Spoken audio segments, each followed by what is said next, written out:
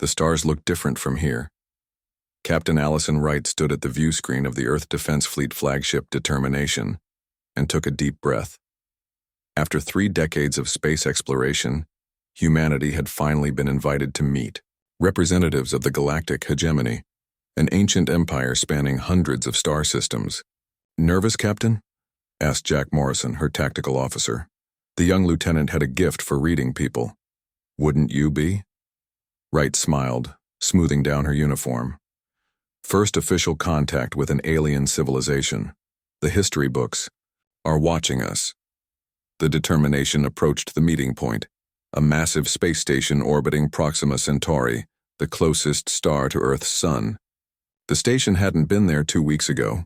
The hegemony had built it in days, a casual display of their advanced technology. "All systems normal, Captain," reported Susan Kelly, the ship's pilot. "We're on approach to Docking Bay 7 as instructed." Wright nodded. "Communications, any word from our hosts?" "Nothing new, ma'am," said Communications Officer Ben Ward. "Just the same automated docking instructions." The bridge crew worked in focused silence as the ship maneuvered toward the alien station. Its design was unlike anything humans had created. Curved, surfaces that seemed to flow like liquid metal, with no visible seams or joints. "I don't like this," Morrison muttered, eyes fixed on his tactical display. "Their defenses are active. I'm reading weapons powered up." Wright frowned. "That contradicts their message. They promised this would be a peaceful meeting." "Maybe it's standard procedure for them," suggested Kelly. "Or maybe they're just cautious," Wright said. "We're armed too, after all." The ship eased into the docking bay, magnetic clamps securing it in place. The strange artificial gravity of the station took hold, calibrated perfectly to Earth standard. "They've been studying us for some time," Wright said. "Remember that, everyone. We're the newcomers here." Wright selected her away team. Morrison for security, Dr. Pamela Garcia for science and medical, and Ward for communications. The 4 officers made their way to the airlock, where they paused to check their equipment one last time. "No weapons," Wright reminded them, though Morrison looked unhappy about this. "We follow diplomatic protocol. First impressions matter." The airlock cycled open to reveal a long corridor with soft blue lighting. At the far end waited 3 tall figures. "Showtime," Wright whispered, and led her team forward. The aliens stood nearly 7 feet tall, with slender bodies covered in smooth gray skin. Their 4-fingered hands rested at their sides, and their large eyes, solid black with no visible pupils, watched the humans approach. "Greetings," said the central figure in perfect English.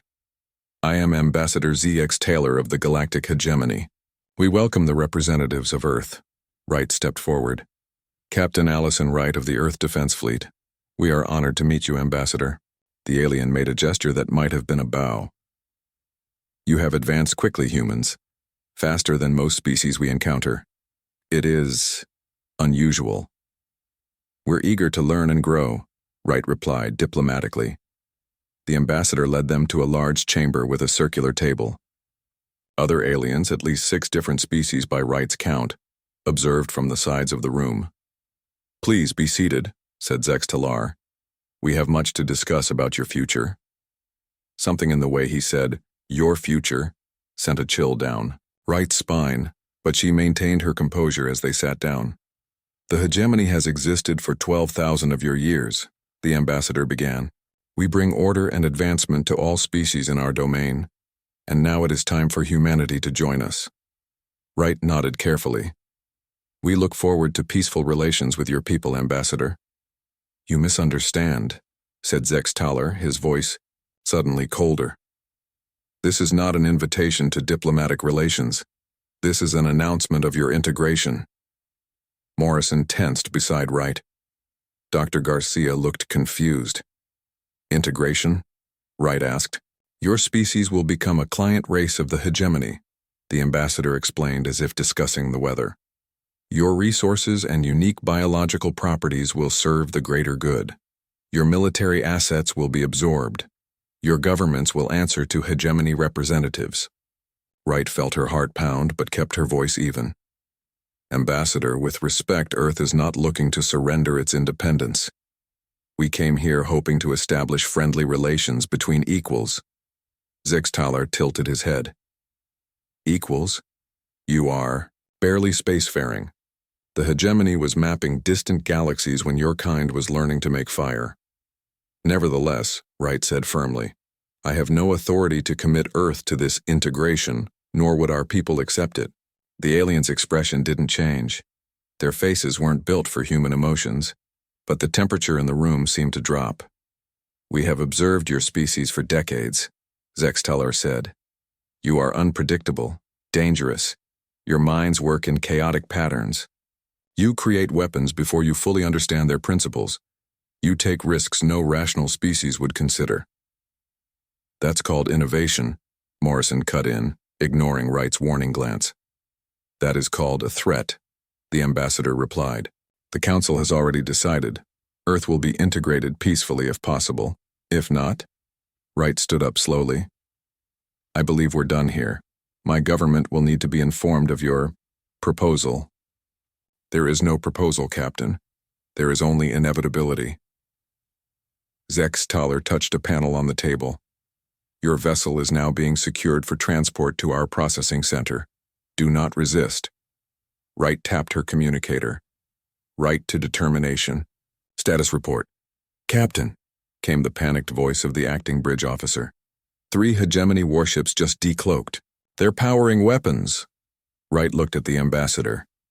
This was never a diplomatic meeting. Diplomacy is for equals, said ZX Taller. You will come to appreciate the benefits of hegemony rule in time. Wright nodded to her team. Run. They bolted for the door, but alien security forces were already moving to block their escape. Morrison tackled the first one while Garcia and Ward tried to circle around. Determination, Wright shouted into her communicator as she dodged an energy blast. Emergency Protocol Alpha, get the ship out of dock. Morrison had reached a control panel and was frantically pressing buttons. This might open the bay doors. Alarms began blaring throughout the station.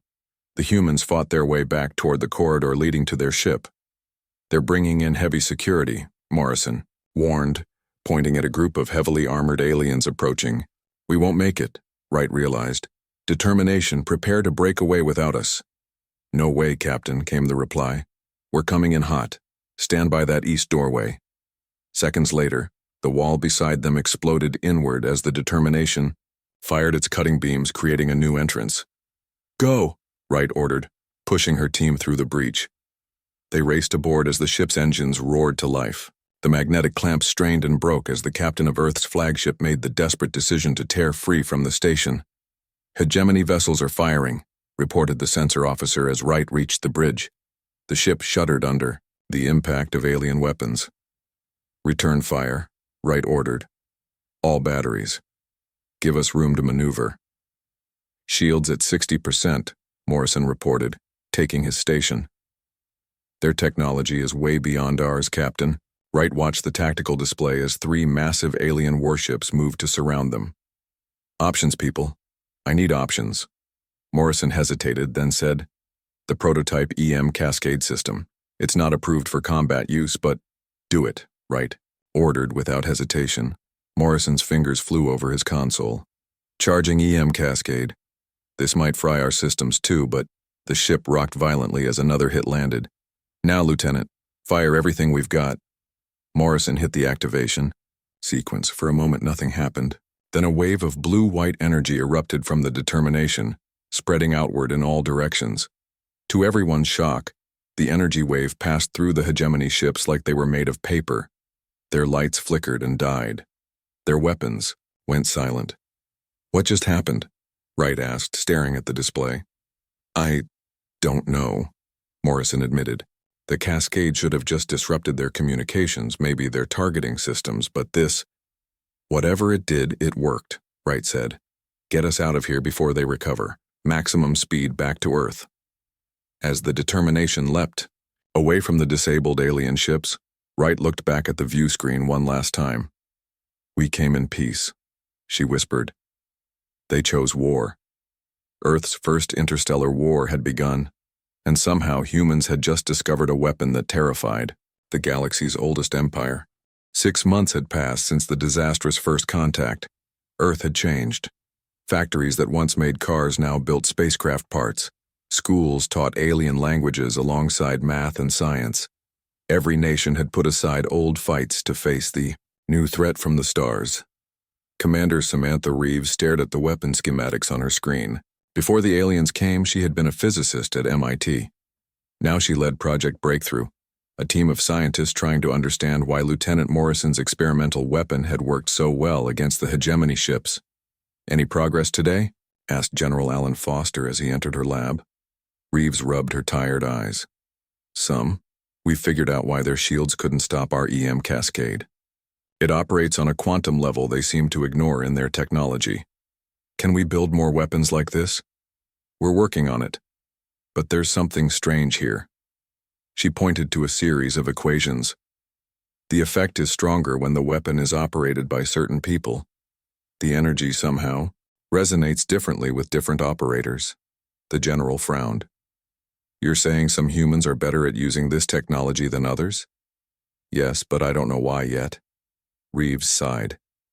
"We need more time. Time is the one thing we don't have, Commander. Our long-range scanners show a hegemony fleet heading toward our solar system. Hundreds of ships." Reeves looked up sharply. "How long do we have?" 2 months, maybe less. On the distant colony world of New Montana, Frank Carter wiped sweat from his forehead. The mining tunnels were hot today, even with the cooling systems at full power. "Just one more section to check," he told his partner Dale. "Then we can call it a day." Carter had been a Marine before becoming a miner. When news of the alien threat reached New Montana, he'd volunteered to join the Defense Force, but the colony governor had asked him to stay. His mining skills were too valuable to lose. "Hold up," Dale said suddenly, pointing his scanner at the tunnel wall. "I'm getting weird readings from this section. Metal composition doesn't match anything in our database." Carter frowned and checked his own scanner. "That can't be right. Scan it again." The readings remained the same. Carter ran his hand along the rocky wall until he felt something smooth beneath the dirt. He brushed away the loose rock to reveal a metallic surface with strange symbols etched into it. "What is that?" Dale whispered. "I don't know," Carter replied, "but it's not natural. And it's not human-made either." They carefully cleared more of the dirt away. The metal panel was part of something larger buried in the mountain. Something that had been there long before humans arrived on New Montana. "We need to report this," Dale said. Carter nodded, but before he could respond, the metal beneath his fingers began to glow with a soft blue light. Strange symbols flashed across its surface, and Carter felt a tingling sensation in his hand. "It's responding to me," he said in amazement. "Don't touch it," Dale warned, but it was too late. The entire panel lit up, and a holographic display appeared in the air before them, showing star systems and alien writing that shifted and changed as they watched. "I think," Carter said slowly, "we just found something important." Admiral William Barnes stood on the bridge of his flagship and studied the tactical display.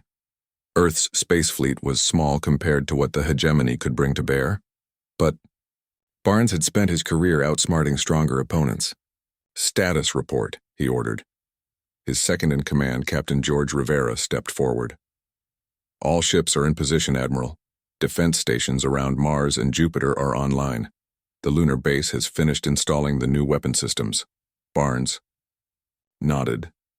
"And Captain Ochoa's group?" "In position near Saturn, as ordered. Though I still don't understand why we're spreading our forces so thin. Wouldn't it make more sense to concentrate our fleet at Earth?" "That's exactly what they'll expect us to do," Barnes explained. "The hegemony military follows strict protocols. Their tactics haven't changed in centuries because they've never needed to change. They'll expect us to make a last stand at Earth. So instead we hit them from all sides?" Rivera asked. "Exactly. Small, fast attacks. Strike and fade away. Force them to split their attention." Rivera didn't look convinced. "Our ships are outgunned, Admiral. But not outmatched," Barnes said firmly. Humans have been winning against superior forces throughout our history. We adapt. We improvise. The hegemony doesn't. 3 weeks later, Captain Lisa Ochoa's destroyer group hid among the rings of Saturn, waiting. Her ships were small and fast, armed with the new weapons based on Morrison's discovery. Contact, her sensor officer reported. Hegemony scout ships entering the outer system. Ochoa nodded. Just as Admiral Barnes predicted. Are they scanning the rings? Negative, Captain. They seem to be focusing on Jupiter's moons. Good, keep us powered down, let them pass by. Hours later, the main hegemony fleet appeared. Over 100 warships moving in perfect formation toward the inner planets. They're not even looking for us, Ochoa said with a smile. They expect us to be defending Earth. She waited until the rear guard of the alien fleet passed by Saturn. All ships power up weapons. Target their command vessels first. Use Saturn's magnetic field to amplify the cascade effect. Her small fleet of 12 ships rose from hiding and attacked the much larger enemy force from behind. The new weapons worked even better than expected. The first volley disabled 5 hegemony ships before they knew what hit them. They're turning to engage, her tactical officer reported. Break formation, Ochoa ordered. Execute pattern Delta. Don't give them a fixed target. Her ships scattered, darting between the massive alien vessels, firing at engines and weapon systems. Saturn's powerful magnetic field strengthened their weapons' effects, causing cascade failures throughout the hegemony ships. This is working, her second-in-command said in amazement as another enemy vessel went dark. The Battle of Saturn's rings lasted less than an hour.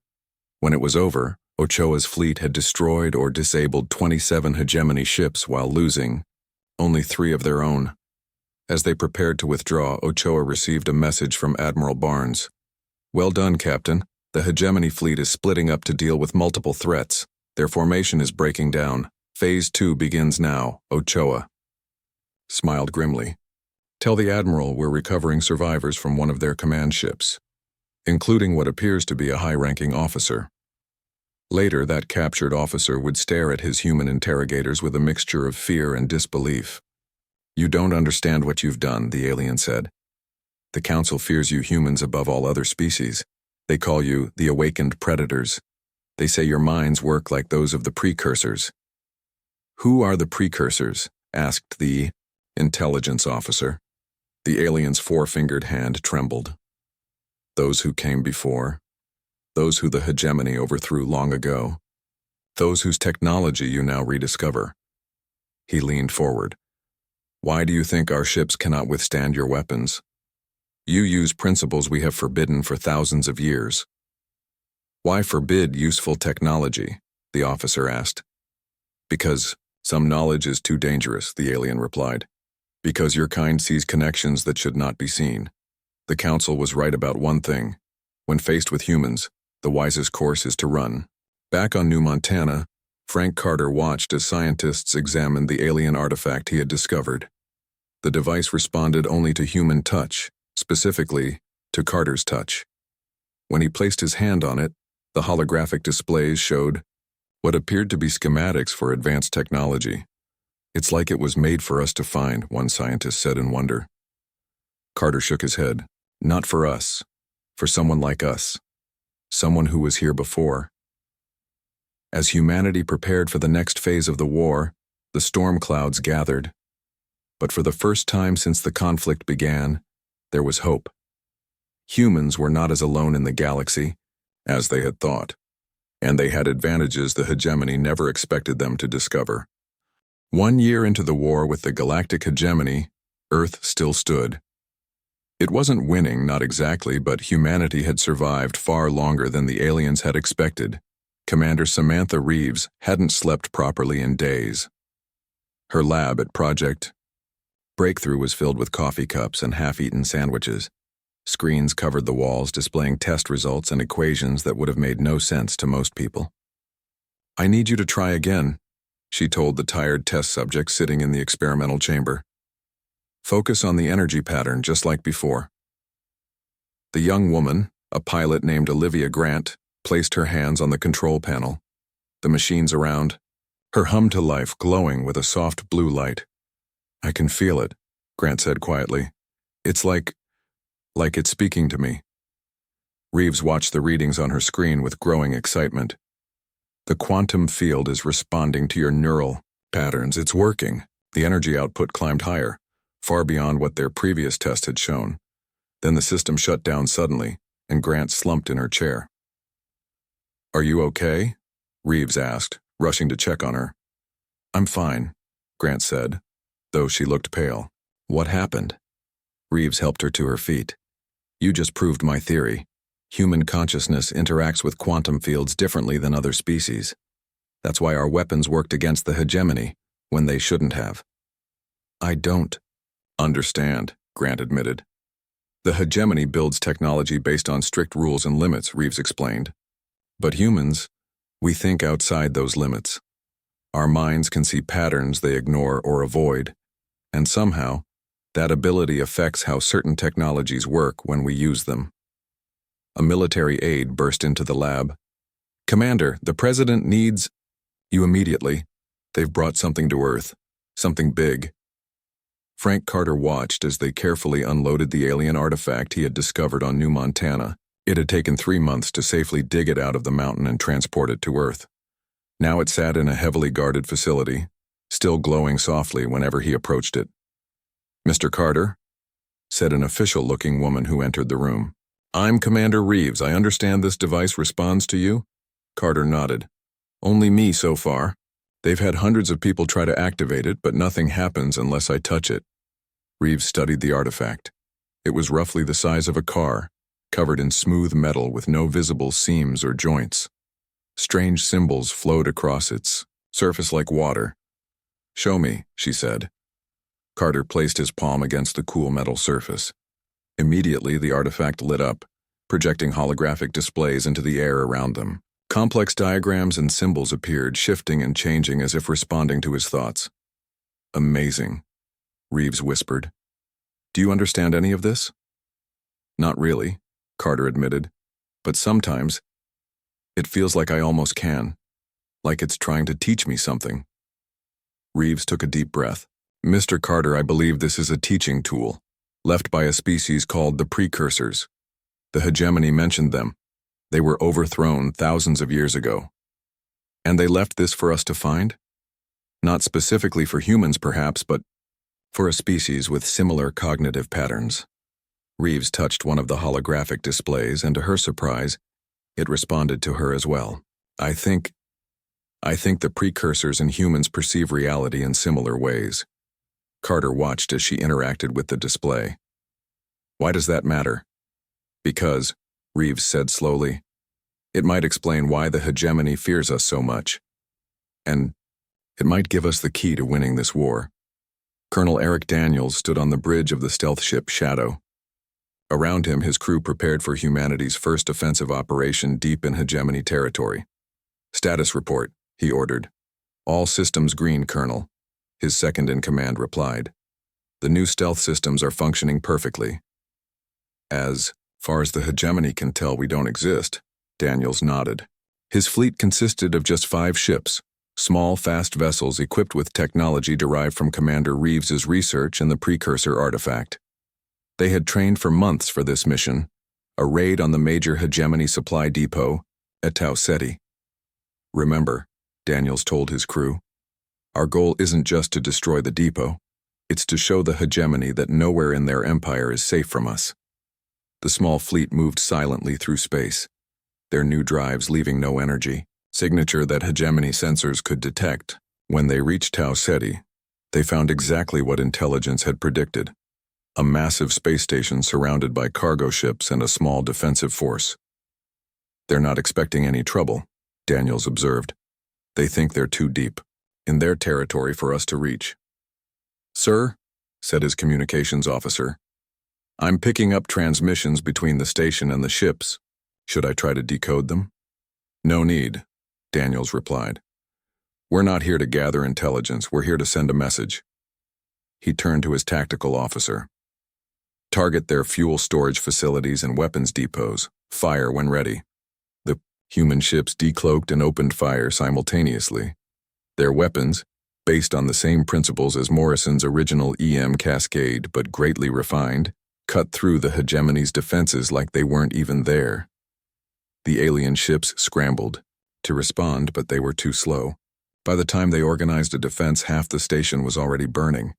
"Second wave, fire," Daniels ordered calmly. Another barrage hit the station, targeting its power core. The resulting explosion tore through the structure, breaking it apart. "All ships prepare to withdraw," Daniels commanded. "Mission accomplished." As they turned to leave, a massive hegemony warship suddenly appeared, clearly summoned by a distress call. "They're charging weapons," the tactical officer reported. "Hold course," Daniels said firmly.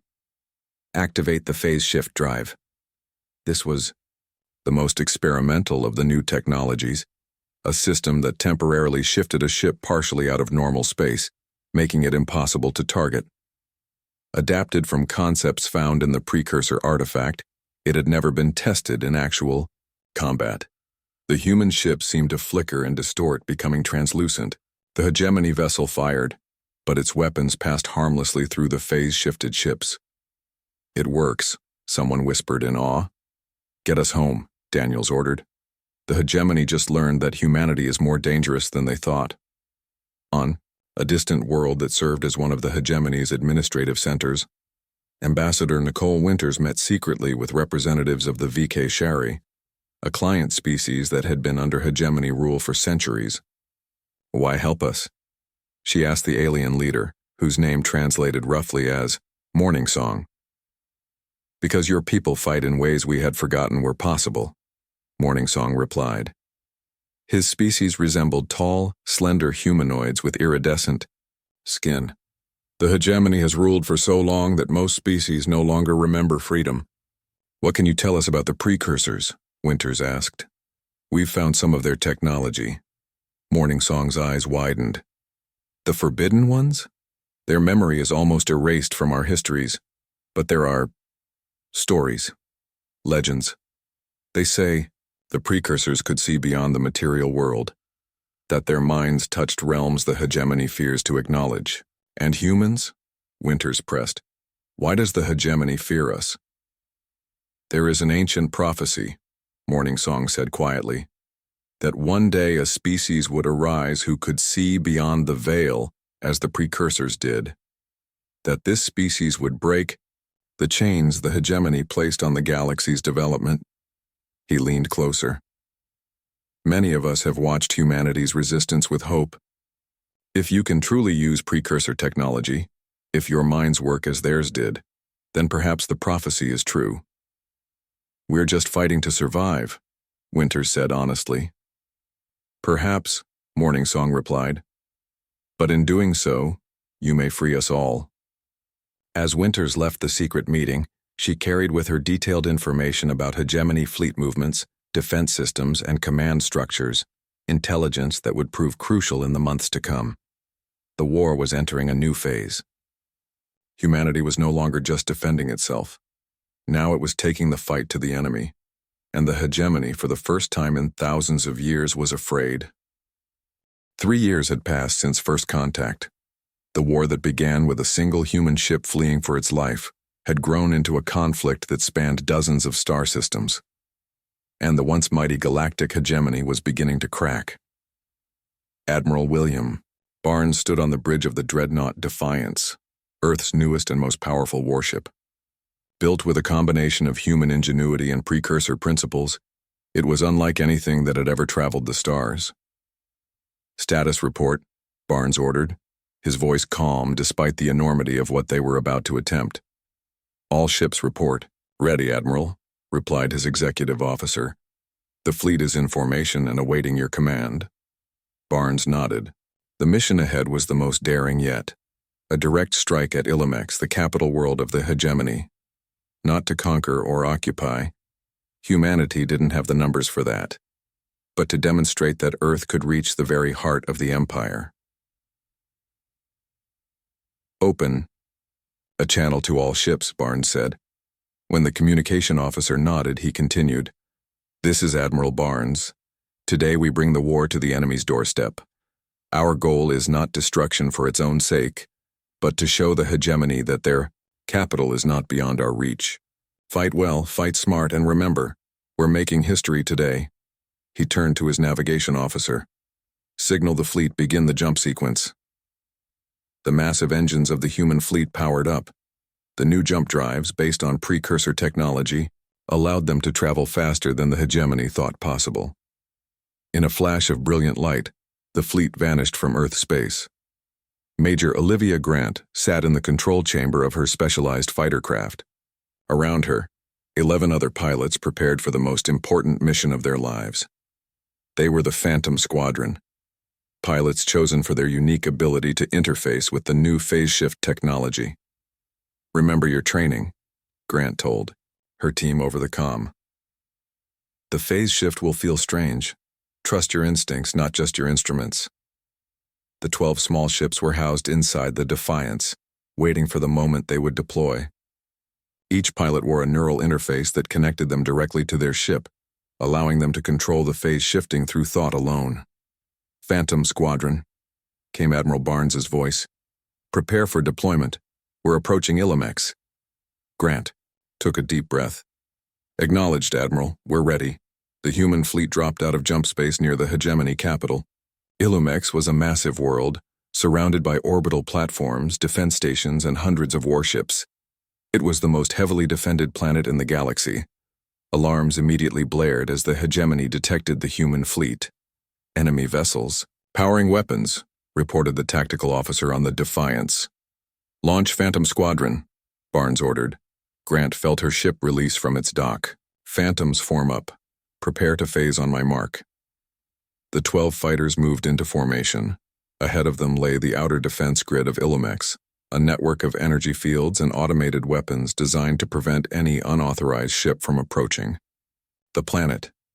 Phase shift in 3, 2, 1. Mark. Grant activated her neural interface. The familiar tingling sensation spread from the base of her skull down her spine as her consciousness merged partially with the ship's systems. Around her, reality seemed to blur and shift. Her fighter and those of her squadron began to flicker, becoming translucent. They weren't fully in normal space anymore, but not entirely outside it either. In this state, they could pass through solid matter and energy fields while still being able to navigate. Phase shift stable, she reported. All Phantoms proceed through the defense grid. The squadron moved forward, passing through the hegemony's supposedly impenetrable defenses as if they weren't there.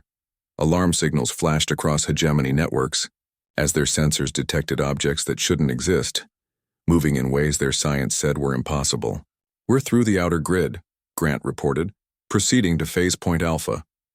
While the main fleet engaged the hegemony ships in orbit, drawing their attention, the Phantom Squadron continued toward the planet's surface. Their target, the Imperial Archives, the repository of all the hegemony's knowledge and secrets. Captain Ryan Peters checked his equipment one last time. He and his team of 15 Special Forces soldiers were packed into the cramped interior of Grant's fighter. Remember, he told them, our window is 20 minutes. We get in, access the main data core, download what we can, and get out. The fighter passed through the final layer of defenses and entered the atmosphere of Illumex. Below them sprawled the hegemony capital city, a vast metropolis of towering structures and gleaming spires. There's the Archives, Grant said, pointing to an enormous pyramid-shaped building in the center of the city. I'll get as close as I can before dropping phase. She brought the ship down, hovering just above a flat section of roof. Dropping phase in 3, 2, 1. The fighter solidified as it returned fully to normal space. Peters and his team moved quickly, cutting through the roof with precision tools. Good luck, Grant said as they disappeared into the building. I'll be waiting right here. Peters led his team through the upper levels of the Archives. The building was surprisingly empty. Most of the hegemony's attention was focused on the space battle raging in orbit. This way, said Lieutenant Kim, their tech specialist, consulting a holographic map. The main data core should be 3 levels down. They moved quietly through the ornate hallways, occasionally having to stun a hegemony worker who stumbled across their path. When they reached the central data chamber, Kim went to work immediately, connecting their specially designed devices to the alien systems. I'm in, she reported after a tense minute. Beginning download. Information poured into their storage devices. Historical records, scientific data, military files. As they worked, Peters noticed something strange in the chamber's design. "These symbols," he said, pointing to markings on the wall. "They're similar to the ones on the precursor artifact." Kim looked up from her work. "You're right. And look, at this data I'm finding, there are entire sections about the precursors. The hegemony didn't just conquer them, they stole their technology, their knowledge."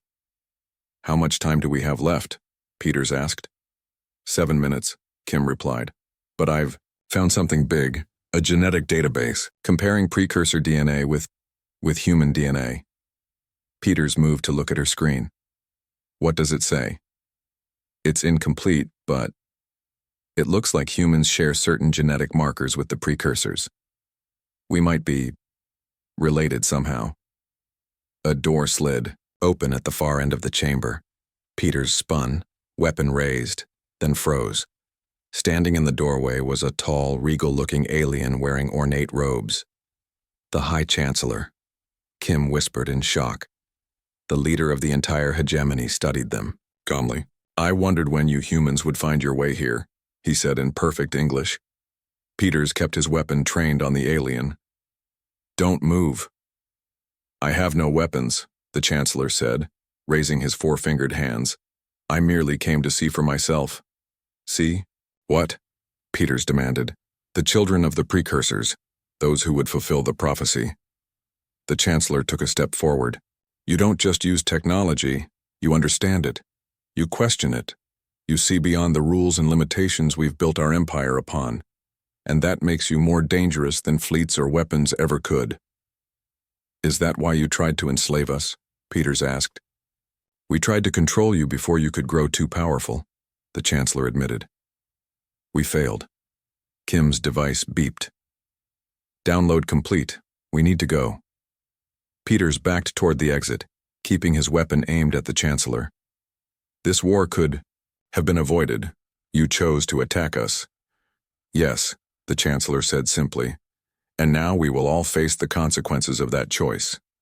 As Peters and his team retreated from the chamber, the Chancellor made no move to stop them or call for guards.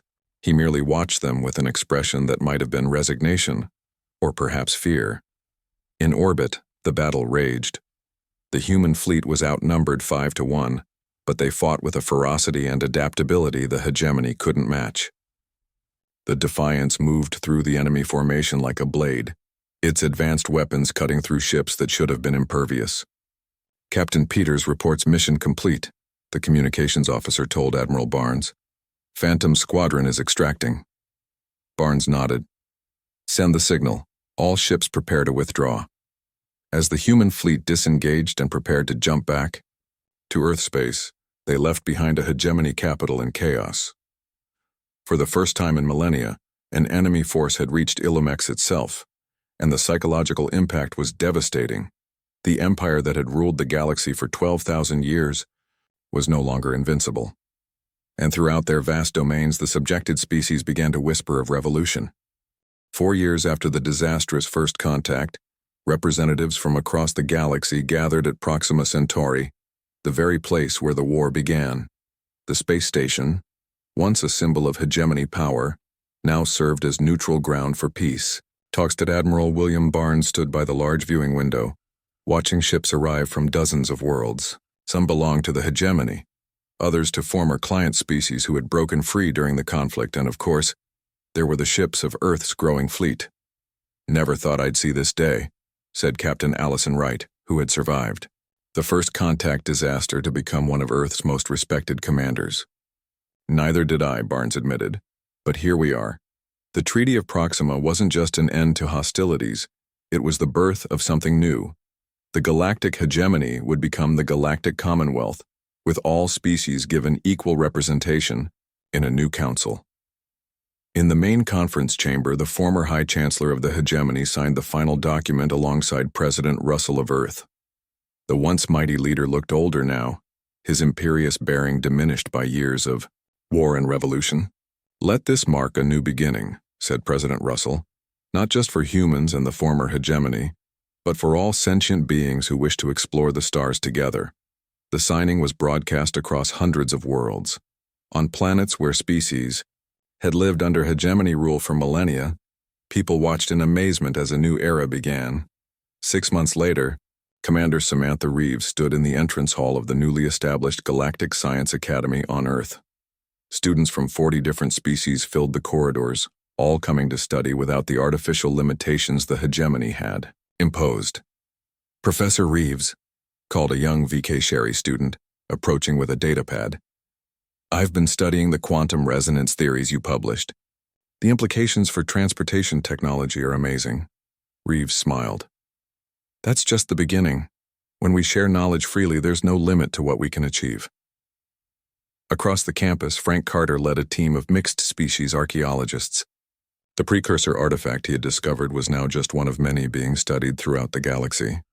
Each find confirmed the connection between human cognitive patterns and those of the ancient civilization. They weren't perfect, Carter explained to a group of visitors, but they understood something the hegemony forgot: that progress comes from questioning, from challenging what we think we know. Captain Wright stood on the observation deck of the New Horizon, humanity's first true interstellar colony ship.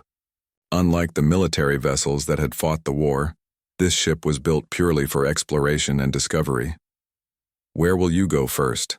asked a young hegemony historian who had come to document this historic launch. "Beyond the known regions," Wright replied. "There's so much we have yet to see." The historian nodded thoughtfully. "In all our millennia of dominating the stars, we forgot what it means to truly explore. We mapped the galaxy, but stopped trying to understand it." "That's the difference," Wright said with a smile.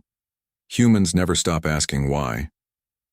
"Perhaps that's what makes you dangerous," the historian observed, "and also what makes you valuable." Wright looked out at the stars, stretching endlessly before them. "The war is over. We're not enemies anymore." "No," agreed the historian. "But I understand now why our wisest admirals gave only one piece of advice when they first encountered humans." "What was that?" Wright asked. "Run," said the historian. "Not from your weapons, but from the change you would bring." They were right. To be afraid, the galaxy will never be the same again. Wright smiled. That's the point of exploration. Nothing stays the same forever. As the New Horizon prepared to depart, Wright thought about how quickly everything had changed, from humanity's first tentative steps into the galactic community to becoming architects of its rebirth. The journey ahead would be long, but for the first time all species would travel it together. The story of humanity's rise had only just begun.